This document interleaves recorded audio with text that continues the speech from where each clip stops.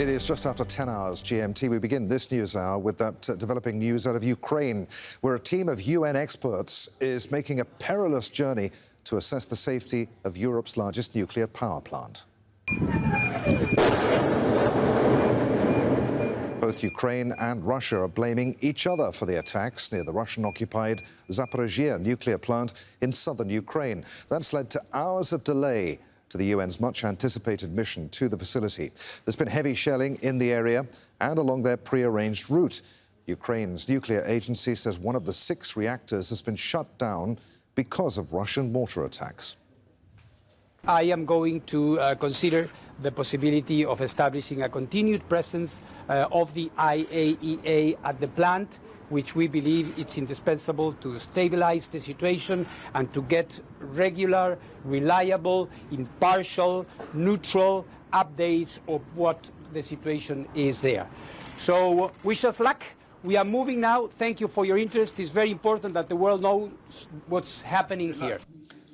Live now to Kyiv. Al Jazeera's Teresa Bow is there. Teresa, there's still some doubt about what access this team will actually get if they get to the plant. What's the latest on their trip?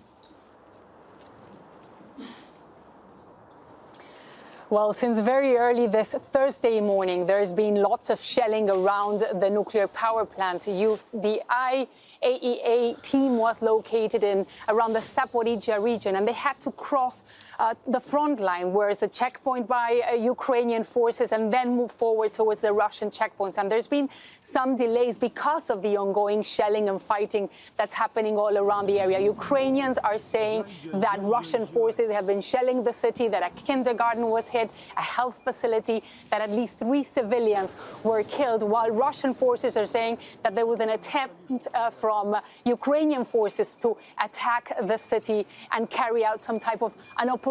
This has not been confirmed, however, and what Ukraine is saying is that these are excuses by Russian authorities in a way to intimidate and to control what's happening during this visit to the IAEA plant. It's not clear yet what type of access they're going to have. Certainly, we just heard Rafael Grossi, who's leading this team, say that they're going to continue, they're going to be there, they're going to try to monitor what's going on in the ground, what type of damage has happened, the conditions in which workers are currently doing their job right there under surveillance of Russian forces.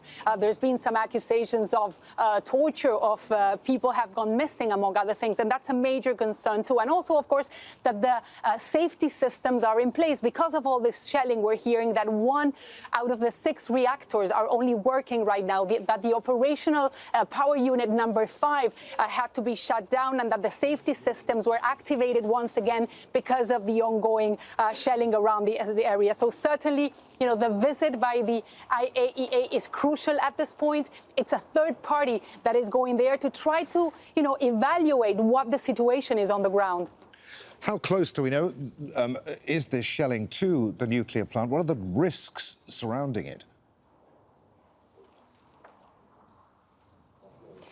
Well, it's important to explain what's been going on here. You know, since Russia took over the plant, they took over the city where the plant is located. They established a military base from there.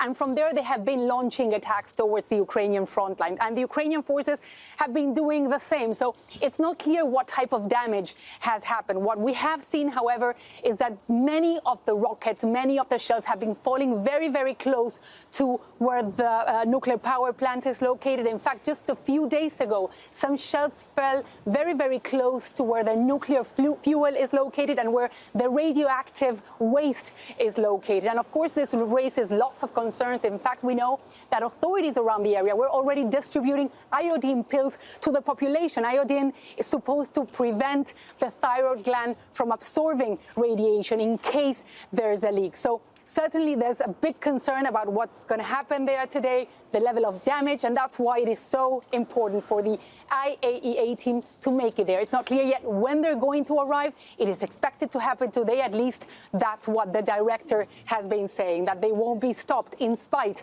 of the violence and the shelling that has been ongoing there.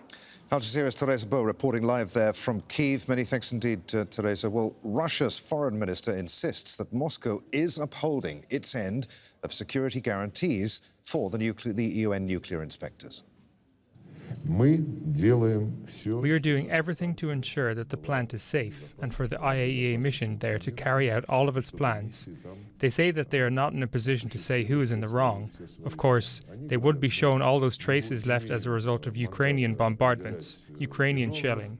We insisted that the mission must include experts in ballistics. So I hope we are going to find out, or rather, we know everything, but I hope that the international community will get this opportunity too. Let's bring in Tariq Rauf, who's a nuclear arms control specialist who formerly worked for the IAEA. He joins us now live from Vienna. Good to have you with us, sir. What do you make of what you heard there from Russia's foreign minister? Just how dangerous a situation is this right now?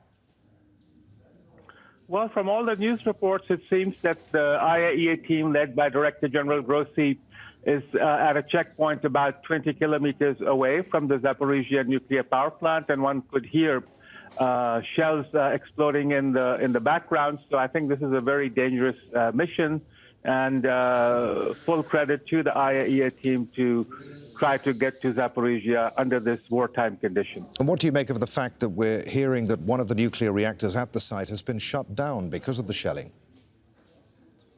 Well, actually, of the 6 reactors, 2 were already in shutdown status, and only 2 have been operating at any one time over the past several months. So of the 2 reactors, one, as your correspondent reported, was shut down probably because of loss of electrical power. So each reactor unit has backup generators, 3 diesel electric generators, as well as 2 backup.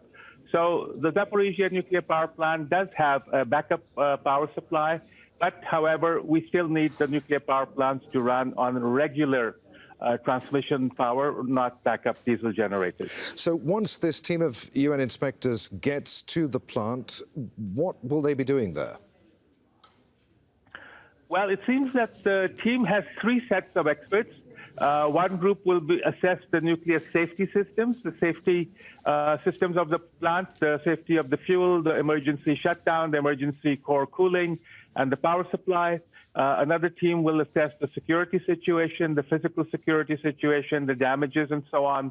And the third team will be looking at the nuclear material and doing nuclear material accountancy and servicing the IAEA's cameras and seals in the nuclear fuel ponds and the reactor areas.